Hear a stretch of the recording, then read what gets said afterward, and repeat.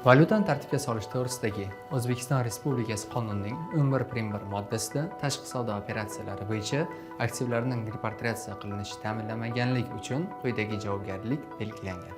Aktivlarni repatriatsiya qilish norezidentga to'lov yoki eksport amalga oshirilgan sanadan e'tiboran 360 kungacha kechikkanda repatriatsiya qilinmagan aktivlar summasining 5% teng miqdorida, 360 kundan 545 kungacha kechikkanda repatriatsiya qilinmagan aktivlar summasining 10% teng miqdorida qo'shimcha ravishda, 545 kun va undan ortiq muddatda kechikkanda repatriatsiya qilinmagan aktivlar summasining 35% ga teng miqdorda qo'shimcha ravishda jarima to'laydi.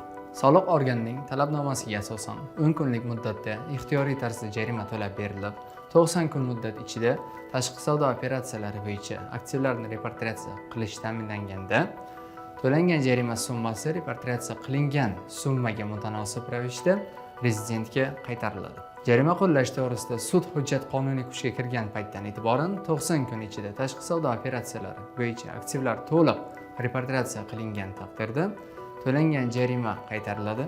Jarima qo'llash to'g'risidagi ishni yuritish tugatiladi va majburiy undirish uchun ko'rilgan barcha choralar bekor qilinadi. Yirik soliq to'lovchilar bo'yicha hududlararo soliq inspeksiyasi tomonidan monitoring va nazorat ishlari olib borilish natijasida 2025-yil davomida 1 milliard 434,8 million AQSh dollari qarzdorlik bartaraf etildi. Tashqi savdo shartnomalari bo'yicha 15 milliard 506,9 million AQSh dollari miqdorida muddati o'tgan debitor qarzdorlik yo'l qo'yilgan. 218 ta soliq to'lovchilarga nisbatan jami 7 trillion 539 milliard so'm moliyaviy jarima qo'llash uchun iqtisodiy sudlarga arizalar kiritilgan. 183 ta soliq to'lovchilarning muddati o'tgan debitor qarzdorliklari uchun 48,9 milliard so'm miqdorida jarima qo'llanib, byudjetga undirilishi ta'minlandi.